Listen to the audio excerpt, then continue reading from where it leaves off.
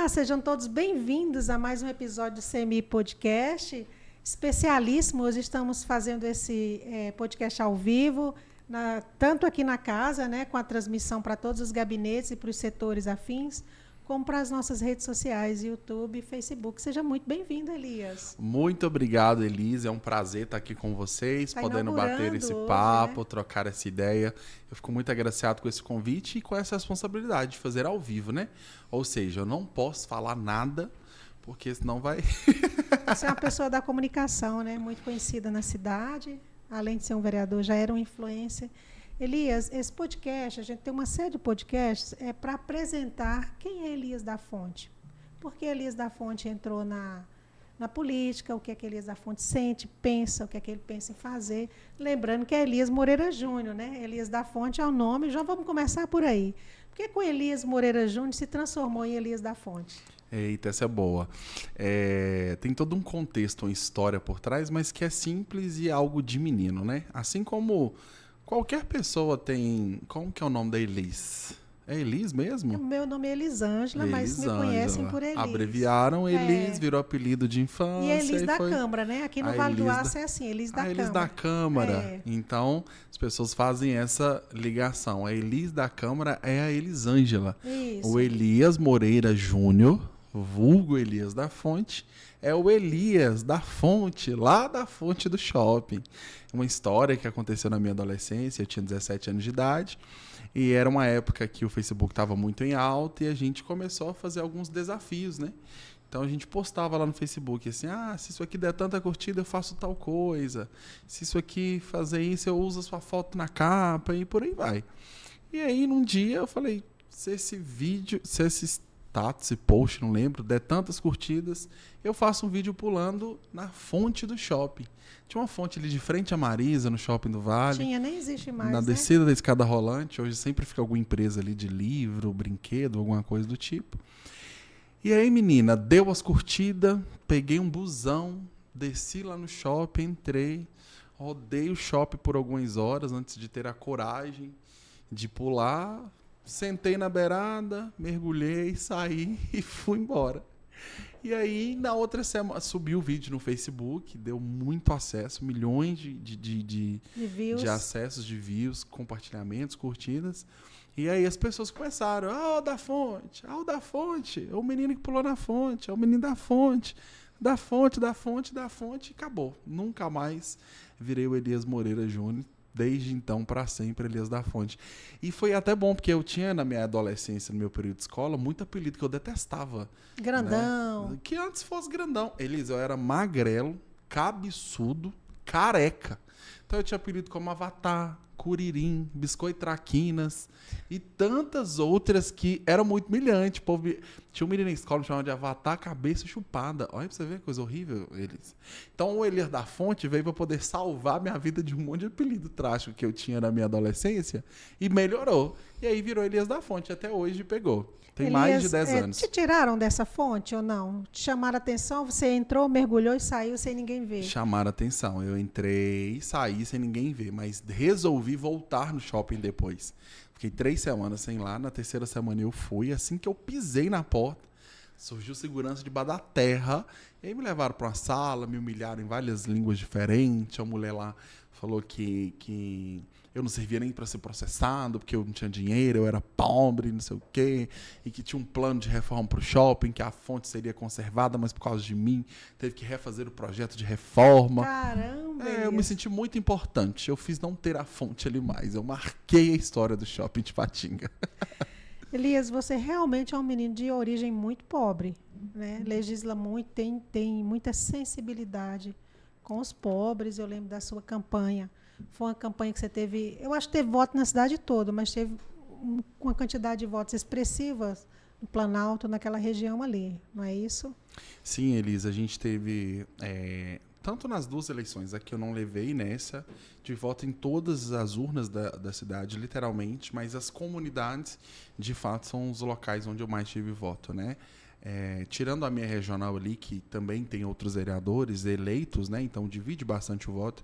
Também fui muito votado na região do Betânia, né? Que tem ali o Morro São Francisco, o Cruzeiro, Santa Mônica é no Horto, Santa Rosa, que são comunidades que me acolheram, me abraçaram e votaram em mim, e lá na nossa comunidade também. Planalto, Veneza, Centro, Araxá. Então são locais onde a gente foi bem votado e faz parte da nossa história, da nossa bandeira, assim, né? Lembrar de onde a gente saiu, né? Onde a gente cresceu, onde a gente foi estruturado.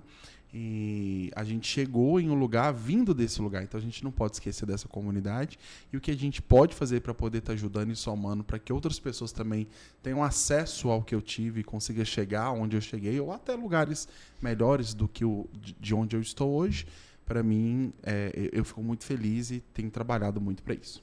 Elias, quantos irmãos você tem? Você está ainda num processo de luto, né? Infelizmente, sua mãezinha, Deus a chamou. Mas você realmente é uma criança que cresceu ali naquela comunidade. Quantos irmãos você tem? Eu nasci e cresci no Planalto. Falar nascer, porque eu nasci na Rua do Buraco. Antes do... Não vou lembrar qual prefeito na época, salvo engano, João Magno. João Magno, que refez essa... Né? Tirou a galera da Rua do Buraco depois da enchente, levou pro Planalto. Então eu cheguei no Planalto, eu tinha 1 ano de vida. Né? E cresci junto com o bairro. A minha vida inteira eu morei ali. Né? Até quando eu resolvi sair de casa e viver a minha vida, vamos dizer assim, né? Sair debaixo dos braços da minha mãe. Ano passado, infelizmente, né? Deus recolheu a minha mãe depois de muita história, muitas situações. E eu tenho mais 2 irmãos. Um irmão, que é o João Vitor, e uma irmã, que é a Núbia. Hoje ela mora fora também, mora no Rio, né? Tem a vida dela, a família dela, construiu a história dela lá. Meu irmão ficou lá na casa, onde é a casa da mãe e tal. Eu lembro que você fazia muito vídeo com o João, né? Sim, tinha muito João e minha vídeo mãe. engraçado com o João. Eu usava muito a comunicação da minha rede social para o humor, né? Então eu sou um influenciador digital e trabalho muito na linha do humor também, assim, na rede, né? Então a gente gravava muito vídeo cômico, desafio, eu e ele. Gravava perguntas com a minha mãe também, e eu colocava lá para poder dar conselhos amorosos, né, para quem estava passando por algumas situações, sabendo o povo que a vida dela amorosa tava só o sangue de Jesus. Seu pai, você chegou a conviver com seu pai, Elias? Convivi com meu pai, Elias, até os 9 anos de idade, quando ele veio a falecer, né? Então, das poucas memórias que eu tenho com meu pai, porque, inclusive, façam terapia, viu, gente? Façam terapia, importantíssimo. Eu perdi muita memória. E eu fui conseguir resgatar isso com terapia depois da minha infância com meu pai. É bloqueio da mente mesmo, assim, de coisas que você decidiu guardar porque você perdeu aquela pessoa, né? Então, o trauma de ter perdido te fez apagar aquelas lembranças, aquelas memórias. Mas eu me lembro que ele que me ensinou a andar de bicicleta. Eu me lembro que ele gostava muito que eu jogava bola mesmo, eu sendo péssimo no futebol. Então, ele me obrigava a jogar bola, ele pagava o técnico para me bater o pênalti, mesmo assim, eu errava o pênalti, gente, eu era muito ruim, graças a Deus. Me ensinou a pescar, eu adorava, quando eu era criança, ele me acordava 3 da manhã, me montava na garupa da bicicleta de carga, que tinha uma vermelha, e nós descia lá para a BR, ali perto da rede de tratamento da Copasa, ali, descia no rio ali e ia pescar. Ainda tinha rio, né? Hoje tem... hoje acho que é cocô, né? Mas tinha rio ali ainda. E a gente pescava ali, 3 da manhã, ficava até 9 horas da noite pescando. E pescava então muito feliz. Você não é filho de mãe solo. Seu pai era casado e conviveu com vocês até a morte. Até a morte. E minha mãe continuou cuidando da gente até cada um fazer sua maioridade e ela partir também. Ela nunca mais casou de novo. A minha mãe também foi assim. Depois da viuvez, ficou para os filhos. A vida devocionou aos filhos. É uma opção muito bonita, né? A pessoa abre mão de muita coisa. Sim. Sua mãe era uma fofura de pessoa, eu lembro muito dela nos vídeos. Era uma mulher muito sábia, né? Sim, sim. A minha mãe me ensinou caminhos, né? E que eu guardo isso para a vida, assim. Se eu cheguei onde eu cheguei, eu devo muito aos ensinamentos e os conselhos que minha mãe me deu. A gente cresceu em uma comunidade hoje, quem cresceu comigo ou está preso ou morreu. A grande maioria. São poucas as pessoas que, de fato, optou por um outro caminho que não fosse a violência, que não fosse o tráfico de drogas, que não foi abraçado pela criminalidade, graças a Deus, né? E por muito ouvir a minha mãe, eu não me entreguei a esse caminho, assim, porque a oportunidade teve, Mas eu abracei a oportunidade que na minha cabeça era certa. Preferi estudar, preferi fazer esporte, recorri para atividade física, recorri para o primeiro emprego na época, fui ser menor aprendiz com 14 anos. Antes disso, desde que meu pai faleceu, eu já saí para as ruas para vender picolé, para lavar carro, para vigiar carro no centro, para vender prestígio que minha mãe fazia. Então eu decidi desvincular do meio social criminoso, né, para ser uma criança ali independente que corria atrás daquilo que acreditava por estar ali ouvindo a minha mãe, que tinha que trabalhar, tinha que estudar, tinha que ser alguém, né? A gente ouvia muito isso, tem que ser alguém, tem que ter nome, tem que fazer as coisas. Então foi as decisões que eu tomei assim por ouvir os conselhos dela. Deixando bem claro, né, a questão da sensibilidade com as pessoas que acabam emergindo, indo para o crime, que ela está ali naquele meio, né? Falta política pública para tirar ela daquela situação. Então, assim, deixando isso muito claro, para não ser insensível com muitos filhos que acabam indo, infelizmente, né? Muitas pessoas para esse caminho. Elias, aí você foi um molecão de rua, então. Não tinha essa Nutella que hoje eu mesmo não deixo filho brincar na porta de casa. Elise, eu fui ter o meu primeiro telefone depois de um ano que eu já estava no meu primeiro emprego. Eu trabalhei muito para poder comprar na época um Motorola. Não, era um Motorola já, branco. E o teclado dele era igual um teclado de computador, sabe? E foi quando eu fiz a minha primeira rede social. Minha primeira rede social foi o Twitter. Olha para você ver, muitos anos atrás, 2010 ou 11, não sei. E foi quando eu fui ter meu primeiro telefone. Mas antes disso, jogava bola na rua, pau na lata, ou pau no buraco, não sei que nome que se dava no lá no Nordeste, chama queimada, né? Queimada. Aqui queimada é pegar a bola e jogar na pessoa. Não, na verdade lá chama baladeira. Aqui baladeira. Que é queimada, né? Aquele jogo que você tenta acertar a pessoa com a bola. Isso. E aqui eu brincava muito na rua, era pau no buraco, era pique-esconde, era pique-bandeira, e era muita coisa. Eu cresci na rua, assim, chegava da escola, deixava a bolsa, almoçava rapidão e já ia um bater na porta do outro, montava o time de bola na rua e aí a cada ano mudava um pouco a realidade, né? Eu saía pro treino de futebol, que meu pai me obrigava a ir, descia pro 7 de outubro para poder fazer atividade física, chegava à noite, brincava. O muro da minha casa lá no Planalto, até hoje, gente, até vergonha falar isso, eu tinha que rebocar o muro. Ele é todo carcomido por conta de marca de bola. O muro da minha casa era o gol lá da minha rua, né? As pessoas chutavam a bola, era lá. E batia no portão e minha mãe gritava lá de dentro: eu vou furar essa bola! Então eu cresci na rua. Eu fui uma criança muito, muito raiz. Machucava, caía de bicicleta, ia escondendo em padrão, tomava choque, quebrava relógio dos outros que subia em cima do relógio, jogava mamona, pegava mamona e jogava, matava... Gente, a Luísa Mel vai me procurar, viu? Matava lagartixa com sarabatana. Já brincou de sarabatana? Sei igual o que é. Índio. E eu fui feliz demais. Mas aí, com 14 anos, você teve o primeiro emprego, mas dos 9 aos 14, ajudava a mãe aí vendendo alguma coisa. Ajudava minha mãe dos 9 aos 14. A minha mãe começou a fazer prestígio e chup-chup para vender. A gente pegava uma caixa térmica e ia para o centro, vinha na Câmara, ia na Prefeitura, no Fórum, eles não deixavam entrar, inclusive, no estacionamento do Bretas, que hoje é BH, era aberto o estacionamento. Eu lembro. Não tinha esse segundo pavimento de estacionamento que fizeram, vendia no estacionamento do Bretas, porque dentro do mercado não poderia vender. Tinha um prédio ali também numa rua aqui do centro, que tem um elevador de vidro, né? A frente dele também é de vidro. E é um prédio comercial. Eu lembro que eu tinha muito cliente que comprava prestígio chup-chup nesse prédio. Então, assim, eu tenho algumas memórias de coisas que eu fazia para poder ajudar minha mãe nesse período que a gente perde o meu pai. E aí era a renda da casa, né? Era o homem que sustentava a casa. Então, a gente foi procurar caminhos para poder ajudar minha mãe. Nunca parei de estudar, né? Então, eu chegava da escola e ia para vender o chup-chup, o prestígio. Estava ajudando minha mãe até eu conseguir ali meu primeiro emprego. Elias, você fez o quê? Graduação em quê? Eu sou graduado em Direito. Eu terminei meu ensino... Eu sempre fui de pouquíssimas escolas, nunca fui de rodar. do pré até o final do fundamental fui no Neucina, que hoje, inclusive, está se tornando referência em tempo integral, né? Está reformando. E depois fui para o ensino médio no João 23, estudei o meu ensino médio no João 23. Faltando 6 meses para acabar o terceiro ano, gente, olha que loucura. Eu vou dar um recado para ela, até grava aí e marca ela na hora de postar, inclusive. Faltando 6 meses para acabar o terceiro ano, eu era apaixonado por uma menina. O nome dela era Crislaine. Hoje ela é casada, gente. O marido é que não briga comigo, pelo amor de Deus. Hoje ela mora até na Europa e tal. E aí a gente brigou. Ela é melhor amiga. Eu não consegui ser o namorado dela, então fui virar o melhor amigo, né? E eu me lembro que na época ela também ela trabalhava comigo. A gente fazia curso junto, a gente estudava junto, fazia curso junto, trabalhava junto. Eu lembro que um ex-namorado dela traiu ela.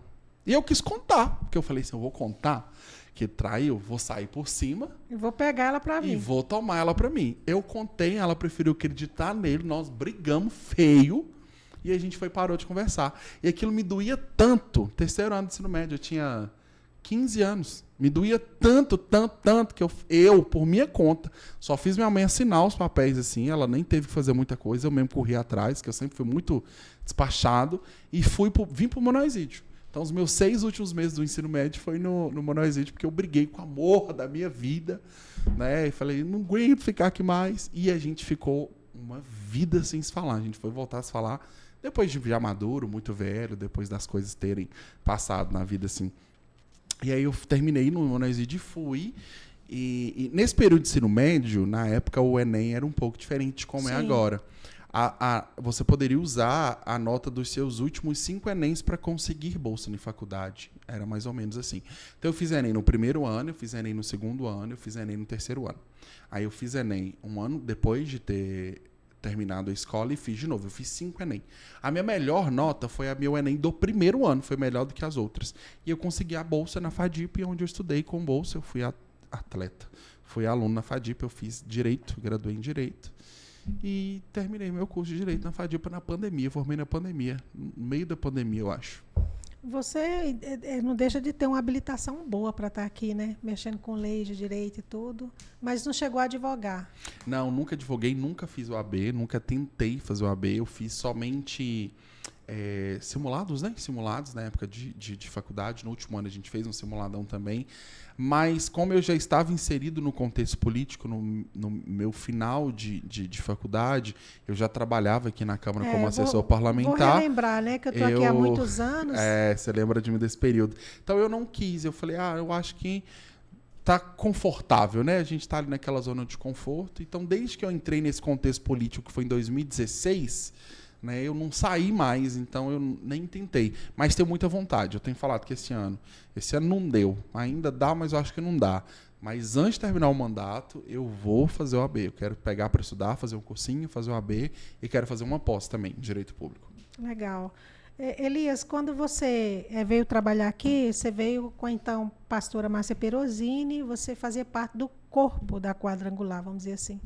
Eu lembro que você dançava, era do Ministério de Teatro e Música da Quadrangular. Você era um menino. Você hoje, apesar de ser bem jovem, mas quando eu vejo as fotos do passado, você era muito novinho. Quantos anos você tinha? Eu entrei aqui exatamente com 18 anos de idade. Eu comecei aqui com 18 anos de idade, em 2017. Eu era, de fato, membro e líder, né, de jovens também, do Ministério de Teatro, lá na igreja da pastora Márcia, e eu ajudei muito na campanha, né? Nós fizemos uma campanha muito bonita, na época que ela foi candidata a vereadora, tivemos a honra de levarmos a eleição, e eu recebi o convite dela. No dia da apuração, a gente estava no culto, ela me deu um abraço, falou, eu vou te levar para poder trabalhar comigo. Eu já tinha trabalhado com ela, eu trabalhava na igreja, né? Eu entrei lá como sonoplasta. Depois eu fui para a área administrativa e depois eu fui para a contabilidade da Igreja do Evangelho Quadrangular. E fiquei por muitos anos trabalhando lá até que eu recebi o convite de vir para cá. Né? Então eu vim para cá, assessorei ela durante os 4 anos de mandato. No último ano, né, a gente seguiu caminhos diferentes. No início do ano ainda ali, quando eu me posicionei em relação ao ex-prefeito Nardinho Rocha, aqui na cidade. Ela era a base dele. Ela era a base dele. Então, eu não concordava com o posicionamento do então prefeito e decidi me desvincular, né? Decidi de forma forçada, assim. Ele pediu minha cabeça na época, se eu não parasse de fazer os vídeos que eu fazia, o posicionamento que eu tinha na rede social e pelo alcance que eu tinha, ele mandaria os cargos de indicação dela lá na prefeitura embora. E assim foi feito. Ela conversou, eu falei, eu não vou parar. Ela, então, não posso perder o pessoal lá. Eu falei, então tá, tô indo embora. E aí a gente saiu em fevereiro ou março daqui e mais pra frente era pandemia, inclusive. A eleição foi até um pouco mais tardia, salvo engano, em novembro. E aí a gente veio como candidato. Pois é, mas foi nessa primeira vinda sua aos 18 anos, você começou a sentir vontade de ser político? Quando é que isso nasceu? Então, é engraçado, assim, a gente fala assim, eu já nasci para ser político. Nunca pensei, nunca passou pela minha cabeça. Eu acho que o meu contexto histórico de vida, assim, me trouxe para esse lugar. E pisar aqui, conhecer um pouco disso aqui, foi o que, de fato, despertou o interesse para que eu tomasse a decisão de realmente vir como candidato. Tanto que quando o convite veio a me filiar no partido, eu achei que estavam debochando ou rindo da minha cara, porque eu não me via na condição de estar ali. Por que eu não me via, Elis? Eu trabalhei em campanha por muito tempo. Mesmo que quando criança, adolescente, com meus 16 anos de idade, eu trabalhava com equipe de mobilização. Então, eu trabalhava entregando panfleto, eu coordenava meninas de bandeiraço, e eu via que toda aquela estrutura era cara. Então, eu não me via na condição de ter pessoas para trabalhar para mim. Eu não me achava capaz de ter uma equipe, de coordenar uma equipe minha. Eu pagando, eu coordenando, eu sendo dono daquilo. Então, quando me ofereceram, eu falei, estão de chacota com a minha cara. Eu não tenho condição de gastar o que eu vejo esses candidatos gastando em campanha. Isso vai ser um absurdo. Tanto que a primeira vez que eu vim como candidato, eu tive 1.397 votos. Não, mas foi muita coisa. Não é só, não. É muita coisa. Eu tive 1.397 votos. Eu fui a 13ª pessoa mais votada da cidade. Em uma campanha onde eu gastei R$4.000. Então, assim, fora da curva, né? Anormal. É quase que impossível isso acontecer. Mas eu achava que nunca poderia acontecer, que isso nunca aconteceria. Mas, de fato, pisando aqui, trabalhando, conhecendo, foi onde eu vi. Esse é o caminho e esse é o canal de eu conseguir ajudar a sociedade, a comunidade, as pessoas que precisam de ajuda e não conseguem. A gente consegue ser um facilitador da vida das pessoas com esse cargo.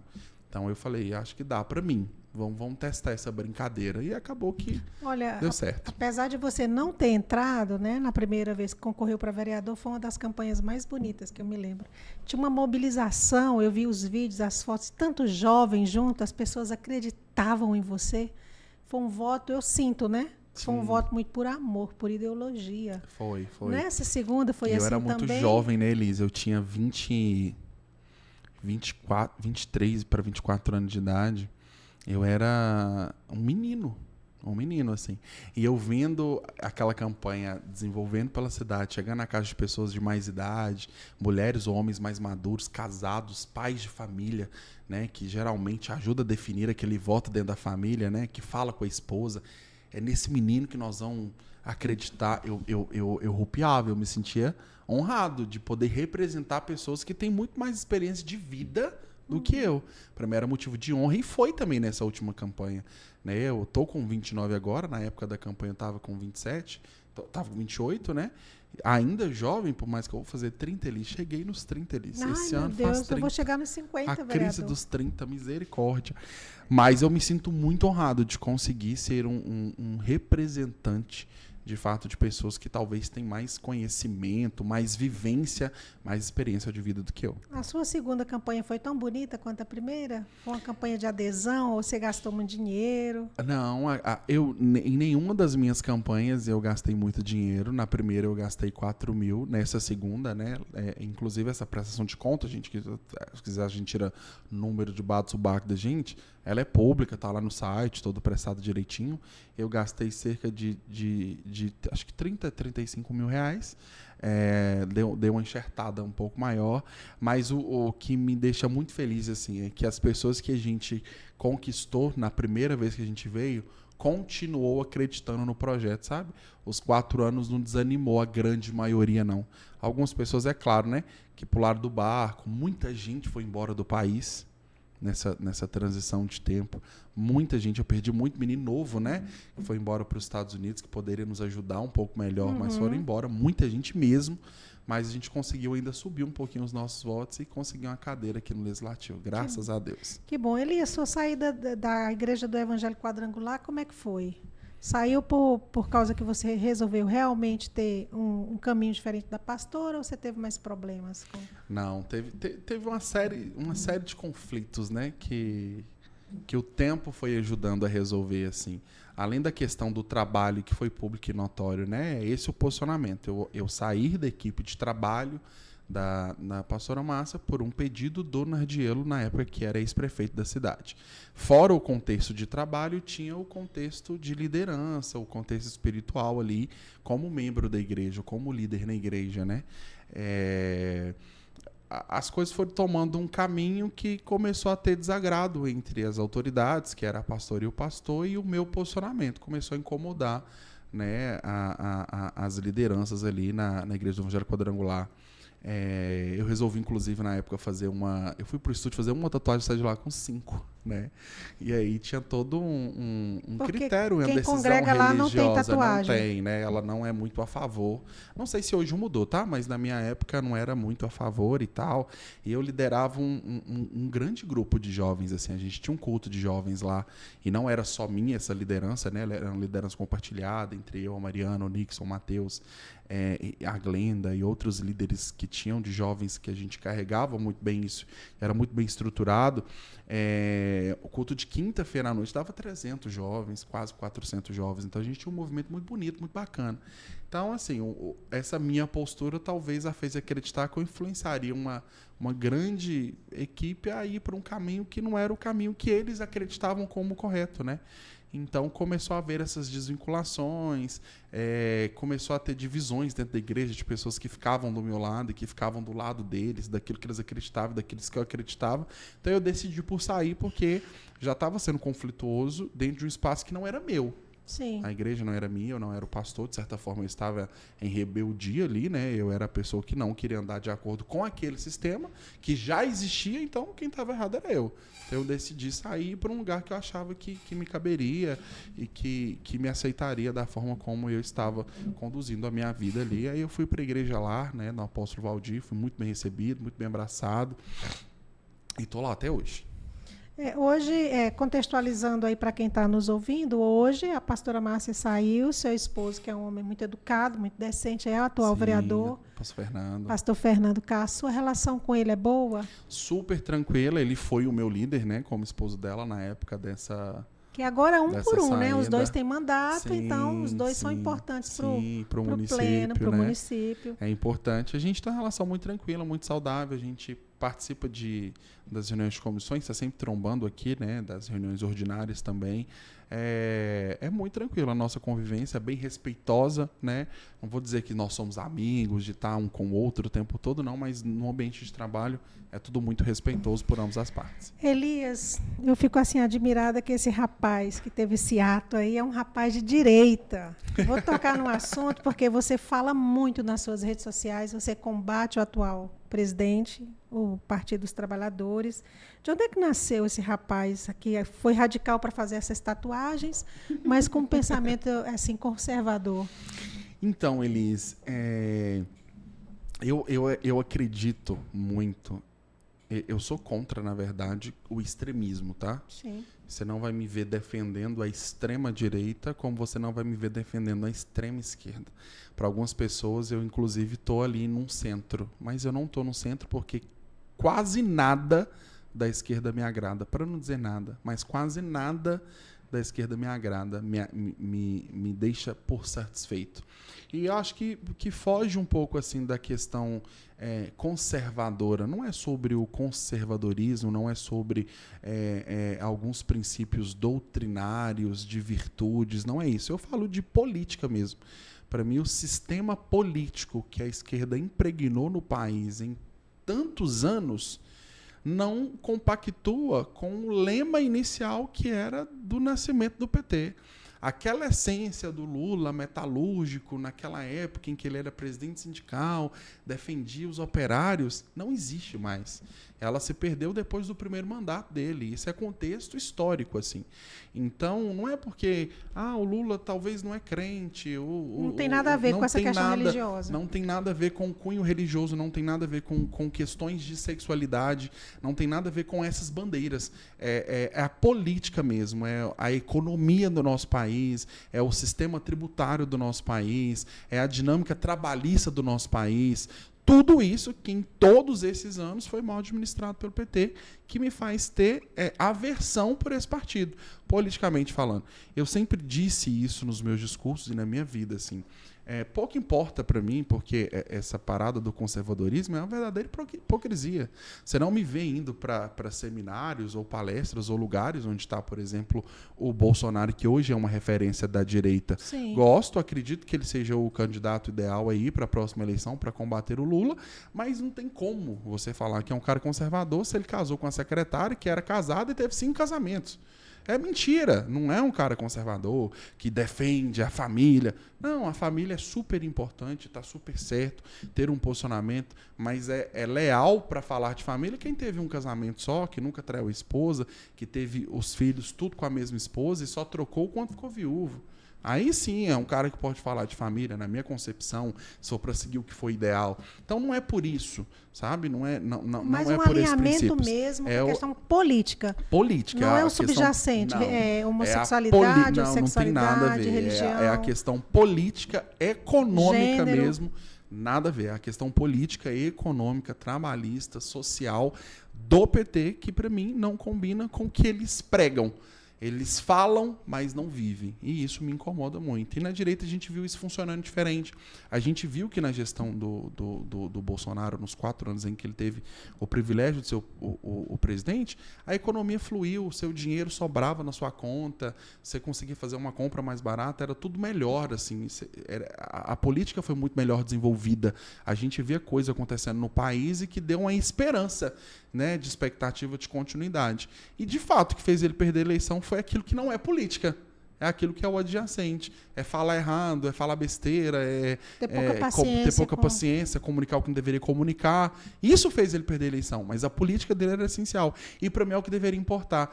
Me cansa muito no período eleitoral as pessoas ficarem colocando a sua postura como pessoa fora da política em jogo. A gente viu isso acontecendo nas eleições que teve a disputa, né, lá em São Paulo. Lá o Dória na cama com 7 mulheres, 5 mulheres, 5 putos, sei lá se era o Dória mesmo, tá? Falei o nome aqui, eu não lembro muito bem quem aconteceu. Mas essa baixaria em todos os partidos. Então isso acontece em todos os lugares, assim. Então se a gente for analisar uma vida criteriosa e polida de alguém, a gente vai identificar que tem padre, com todo respeito, que é candidato e que depois tem uma vida toda perversa. Então não é sobre quem a pessoa é sobre o que politicamente ela quer fazer, o que ela pode fazer. Se ela é viado, se ela é sapatão, se ela é travesti, se ela é hétero, se ela se ela acha que ela é cachorra. O que ela acha que ela é, para mim, não importa. O que você tem condição de fazer politicamente para, de fato, mudar o conceito da sociedade, abrir as portas para as pessoas, dar oportunidade para alguém. Porque se você faz ou deixa de fazer dentro da sua vida privada ali, com a sua sexualidade, com a sua religião, é um problema que é seu. Eu não tenho nada com isso. Agora, politicamente, onde a gente vai chegar? Grandão, para quem não conhece o Elias, vai passar a conhecer. O Elias, todo dia de manhã, dá um bom dia do Grandão. Você ainda está fazendo isso? Eu adoro. Então, era muito divertido, né? Assim, Elise, eu sou muito estratégico nas minhas postagens, nas minhas narrativas, né? Eu criei uma narrativa sem intenção, mas depois ela foi se tornando intencional. Eu precisava de um bordão para a campanha que fugisse um pouco só do Elias da Fonte. Então surgiu o Grandão da Galileia num bom dia muito tranquilo. Primeiro eu comecei os meus bom dias dançando uma música, acho que da Gabriela Rocha. Eu posso até estar aflito, mas nunca... E dançava na minha janela, parede sem borroco e tal, sem reboco. Beleza. E daí a gente foi passando para um bom dia gritado. Eu gritava no portão, bom dia! Eu dava um bom dia, que eu peguei essa inspiração na época do Álvaro, de Maceió, que dava bom dia, Maceió! E eu fazia igual no meu portão, só que voltado pra Ipatinga. E eu mudei, saí da casa da minha mãe, fui pra outra realidade, falei, não dá pra me gravar, moro num apartamento agora. Não tem como gravar assim, como que eu faço? E fui adaptando pra essa nova realidade e chegou essa música do Grandão da Galileia. Uma amiga ouvindo a música falou assim, essa música é sua, olha aí. Grandão, grandão da Galileia, passeia. E eu comecei a gravar Bom Dia com essa música. O Grandão pegou tanto quanto o Elias da Fonte, que eu falei, vai ser bordão da campanha. Não posso parar de usar até a campanha. E a gente usou e deu certo. Fizemos um jingle em cima disso, né? Grandão, grandão, ele chegou.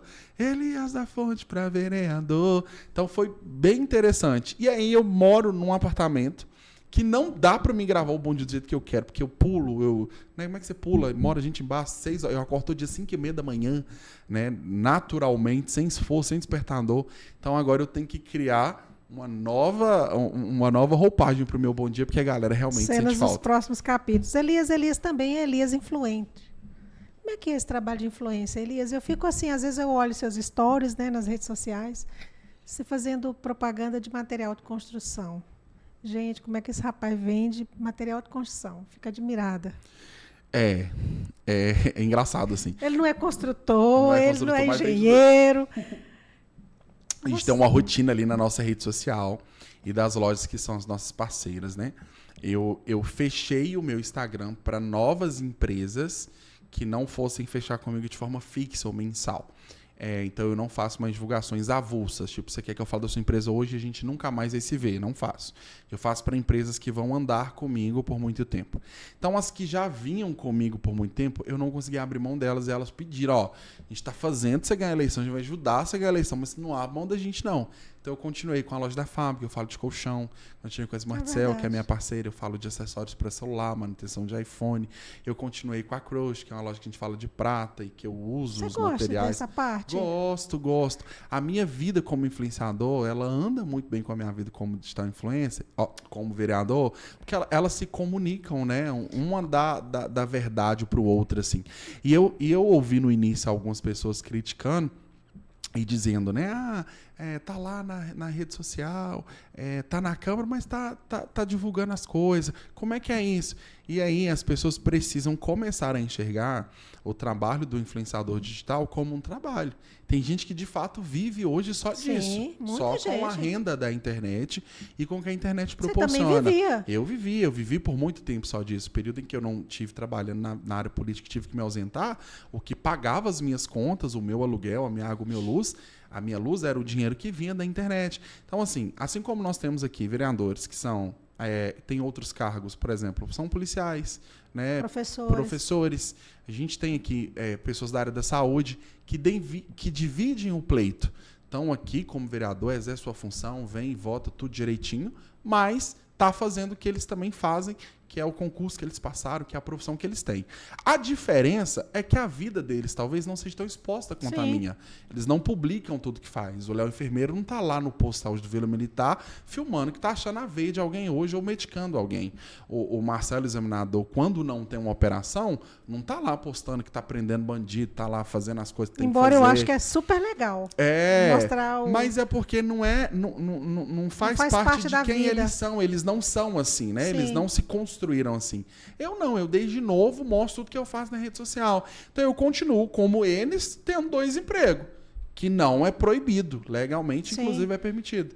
Eu sou vereador e sou influenciador digital. E como é que você lida com hater? No cago. Pode falar que cago? Não Agora sei. Já falei. Eu não ligo, eu deixo. Por exemplo, um portal de notícia posta uma matéria pra gente lá que diverge em 2 pesos, 2 medidas. Tem quem concorda, tem quem julga. Eu não leio os comentários. Não. Mas isso foi um processo, porque antes, no início, eu me martirizava. Eu queria me adaptar e ser aceito por todo mundo. Elis, não adianta. Você nunca vai ser aceita por todo mundo em lugar nenhum do mundo. Você pode ser a pessoa mais perfeita, mais exata, mais honesta, mais justa, que alguém vai te odiar. Isso é natural. Então deixa quem tem ódio para entregar ódio, porque essa pessoa vai colher ódio na vida dela e é um problema que é dela. E geralmente o hater, quando você para analisar a vida daquela pessoa, é uma pessoa amargurada, infeliz, muito que não produz. Falso, né? Que não tem coragem. Que não produz, que não gera, que não divide, que não se entrega. Então, Para mim, o hater é uma pessoa que um dia vai precisar da ajuda de alguém e talvez vai receber ódio na hora que ele precisar colher, porque é o que ele planta todos os dias. Você, enquanto influência, tem muito pauta que acaba virando projeto, indicação. As pessoas às vezes falam, Elias, minha rua está com tal buraco. Muita. Porque você lida com muita gente nas redes sociais. Quantos seguidores você tem nas suas redes? Hoje a gente está com 40 mil, né? 40 mil seguidores na rede social, no Instagram. E nas outras redes, né? Tem um número relevante de pessoas também. E é o tempo todo. A gente, por exemplo, antes de vir para cá, eu estava no Fefezão, gravando um material, um vídeo, que deve sair amanhã aí nas redes sociais. E aí a gente chega com o objetivo e a gente chega lá e já para, porque o Elias é um influenciador. Aí começa, demanda tal e não sei o quê, não sei o quê. E é um pouco complicado, assim. Também. A gente é um porta-voz. As quer. pessoas sabem que eu sou vereador e que eu tenho alcance no digital. E as pessoas dessa cidade, especificamente, estão aprendendo, e por mais que de forma errada, né, de que cobrar no digital traz resultado.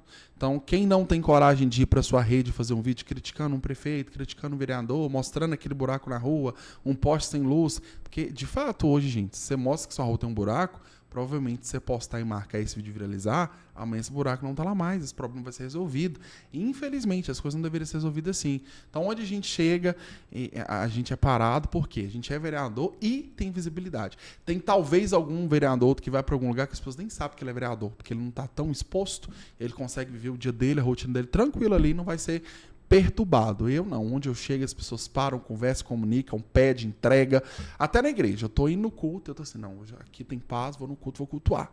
Aí tô lá no meio do louvor, na hora que eu levanto a minha mão, alguém cutuca o meu ombro. Tem como você vir aqui fora rapidinho? Porque lá na minha rua, ai, meu Deus, eu só queria dar um glória. Elias, nós não podemos deixar de terminar esse podcast falando nas leis já aprovadas, suas, o grandão da Galileia, aí um menino com menos de 30 anos, teve uma lei incrível, né, que isentou, quer dizer, por meio da iniciativa sua, é uma lei importante, nós temos que relembrar. Nós tivemos o problema das chuvas aqui, que afetou todo o município, e você teve a sensibilidade de propor ao executivo que isentasse esse pessoal de pagar IPTU. Foi aceito, né, porque tinha que ser uma iniciativa de lá. Eu queria que você falasse sobre essa iniciativa sua já de parlamentar, do vereador Elias Jaffonde e de outras que foram aprovadas. Sim, então, Elise, o que acontece? No dia 12, no fatídico dia 12, né, dos incidentes da chuva, eu acordei 4 e pouco da manhã com mais de 30 ligações no meu telefone e eu, que é isso que está acontecendo? Olhei para a janela, vi que estava chovendo, mas para mim era só uma chuva, não entendi o que tinha acontecido e fui ver as publicações nas páginas, né, Empatia em Depressão, outras páginas que tem aí na cidade de alcance, do Fernando Custódio. E aí eu falei, meu Deus, eu falei assim, 12 dias de mandato, na minha vez, o mundo tá acabando, não é justo, sacanagem, pensei. E aí a gente saiu pra rua pra eu poder ver o que tinha acontecido. Elis do céu, foi um susto, um espanto para todo mundo da cidade viver aquela realidade. Naquele momento a gente juntou a equipe e de fato eu precisava pensar mais do que fazer mídia tornar público, porque eu tinha a munição de usar a minha rede para pedir apoio, até para pessoas de fora. O meu alcance alcança muitas pessoas fora daqui, então além de conseguir recurso para a nossa cidade, eu como parlamentar precisava fazer algo que fosse da minha função. A minha função é legislar e fiscalizar. Falei, como fiscalizador, como legislador, eu posso somar com o meu município? E aí a gente falou, essas pessoas daqui uns dias vão ter que pagar IPTU. E como que faz, já estando nessa situação, ainda ter um dano, né, como esse, um prejuízo como esse, de arcar com o IPTU, se ela vai ter que estar refazendo a casa dela, renascendo, reconstruindo. E aí eu liguei pro prefeito, essa ligação inclusive gravada, falei, a gente precisa de dar a oportunidade às pessoas de ter uma isenção aí do IPTU, alguma coisa do tipo. Ele falou assim, fechou, assina embaixo. Pode fazer a indicação, manda ela para o plenário aí, manda para a gente aqui que a gente discute e faz. E assim foi feito, né? Outra parlamentar até tentou propor, depois que a gente já tinha proposto, mas com o projeto de lei, a gente já tinha procurado o jurídico Porque dessa casa, tem vice de entendendo, né? iniciativa, Tem vice né? de iniciativa. Eu não tinha o ordenamento de despesa do município para saber, né, o que teria de alcance naquilo, e só quando o projeto chegou que a gente teve um impacto financeiro 12 mil para famílias, saber, é né, isso? 12 mil famílias que foram Isentadas. isentadas do IPTU delas aí por conta da nossa ação, né, direta de cobrar lá o executivo para que mande para cá. E tantos outros projetos que a gente propôs. Eu quando trabalhei aqui, Elis, eu tinha uma dificuldade, ainda tenho, sabe? Dessas apresentaiadas de projeto que de fato Não serve para nada. para nada. Talvez você ganha mérito com 2 ou 3 pessoas ali, mas não alcança a cidade. Não é que não serve, é que depois a gente vê que muita coisa fica para o executivo. Tem que fazer e ele acaba não fazendo. Ele não tem condição de fazer, né? E aí, Elis, eu tinha muita giriza disso, sabe? Projeto de... ainda tenho muito. Então você vai ver que eu não sou um parlamentar que propõe toda a sessão um projeto. Para a gente apresentar um projeto, eu tenho que entender que esse projeto vai, de fato, ajudar a cidade num todo. Que eu não sou vereador do bairro, eu não sou vereador da rua, eu não sou vereador da comunidade, eu sou vereador da cidade. Então eu preciso alcançar a cidade num todo. Então esse é um projeto que alcançou a cidade num todo. O nosso censo, por exemplo, também para pessoas com TDAH já existia, do autismo, que é um projeto do VV. A gente incluiu o TDAH no projeto, né? Também é que alcança a cidade num todo. Hoje, de boca, todo mundo tem TDAH, né? Mas agora a gente quer saber laudado, quem que tem. Então, qual que é os tratamentos que o município tem que entregar para as pessoas, agora que a gente tem um número de quantas pessoas de fato se tem com esse problema na cidade, né? Da vaga da creche. Eu cheguei aqui, todo mundo queria vaga na creche para menino. Por que não tinha publicidade dessas vagas? É simples, vamos fazer um projeto que se torne público. Como que é feita a distribuição dessas vagas? Quem que recebeu? Em que lugar da fila está seu filho? Vai ter isso, então, no Diário Oficial. Então, para que a gente traga transparência, né? Agora aconteceu a nível nacional a questão do INSS, né? A fraude do INSS aí com os aposentados, pensionistas, com os velhinhos. Uma campanha de conscientização na cidade para que essas pessoas não caiam nessas fraudes. Então, os nossos projetos, eles são pontuais, mas que a gente não tenha já 40, 30, 50 projetos protocolados, mas os que tem, ele tem uma efetividade e alcança uma massa de pessoas legal e que de fato vai transformar a nossa sociedade. Parabéns. Ô, Elias, vamos deixar suas redes sociais. Eu convido você para a gente chegar ao fim, mas já quero deixar um convite para você voltar, porque você tem muito assunto para outros podcasts, né? Para que não fique muito extenso. Deixar uma mensagem para quem nos assiste. Queria que você reiterasse aí o endereço das suas redes sociais para quem quiser te seguir. Vou te pedir para indicar as pessoas, já que você tem bem mais seguidores do que a Câmara, tem 8 vezes mais do que nós, e a gente trabalha arduamente, organicamente, para conseguir fazer uma indicação também, que as pessoas sigam a Câmara, claro, para ver o que a gente faz, né? É tão difícil claro, conseguir seguidor espontâneo. Eu fico muito feliz de poder estar aqui participando desse podcast como parlamentar e que fique claro uma história, né, nossa de vida aqui. Eu lutei muito para chegar aqui, Elias. E mesmo jovem, com 28 anos de idade, eu consegui conquistar uma cadeira aqui no Legislativo. Um dos vereadores mais jovens na história da cidade. Sim. Né? A gente tem um parlamento, toda a vida teve um parlamento mais velho, tá? Tem uma aspa aqui de mais idade, acima dos 35 anos de idade. Mais até, então, para a gente conseguir esse lugar aqui, foi através de muito esforço, muita luta e uma mudança de mentalidade da sociedade, que está entendendo que a gente precisa de jovens inseridos nesse contexto. Então, se você tem um sonho, né, lute por ele, corra atrás dele, acredite que vai dar certo, né? Saia do seu lugar de conforto e faça valer para que você conquiste os lugares que você quer conquistar. Porque com certeza os seus pés vão pisar em lugares que o seu nome já foi levado. Acredite nisso, que isso é muito importante. As minhas redes sociais é @eliasdafonte, todas as redes sociais. Facebook, Twitter, TikTok, Instagram, Threads e muito mais, tá? Pode acessar lá e nos seguir, @eliasdafonte, você acha os nossos perfis principais. E tem o nosso site também, que é www.eliasdafonte.com.br. E você não pode deixar, inclusive, de seguir também as redes sociais da Câmara, né, Elis? Que é Câmara Ipatinga. Não tem erro, é muito importante. tudo que é aprovado aqui nessa cidade sai nesse perfil, porque passa por esse parlamento, e essa equipe tem a função de trazer para vocês, público, o que está sendo discutido aqui, de forma muito imparcial, inclusive. Quem gosta de acompanhar em página de notícias, geralmente aquela página de notícias está tendenciado ou a dar moral ou desmoralizar o autor daquela proposição. Na Câmara, não. É tudo muito imparcial, tudo muito bem construído, muito bem feito, por uma equipe muito boa de serviço. A comunicação dessa casa é excelente. Então segue aí também, @Câmara de Ipatinga, em todas as redes sociais. Facebook, Instagram. Vocês têm TikTok também? Não, tem Ainda Twitter. não. Twitter tem. Que agora é o X, né? Agora é o X, Facebook e YouTube. E YouTube. O Onde canal vai- do YouTube também é Câmara de Ipatinga, onde vai estar saindo, inclusive, esse podcast. podcast. Para mim é uma honra participar aqui com Ah, você, ainda muito- mais sendo entrevistado por você, né? Obrigada Amiga pela... de trabalho há Pois muitos é, eu fiquei anos. muito feliz com a sua chegada aqui. Cuidava Eu tô- de mim quando eu era um meninão Sim, aqui, né, Elise? já E estava agora aqui tá aí cuidando de vocês. servindo a mim como vereador. Fico Olha, muito veio agradecido. você e veio o menino, vou chamar de menino Matheus, porque até o prefeito às vezes eu chamo do menino Gustavo, porque não é brincadeira, mas vocês têm idade quase de ser meu filho. Eu fico assim, Jesus, daqui uns dias eu tenho que aposentar, que eu estou recebendo pessoas quase da idade dos meus filhos, do meu filho, Murilo.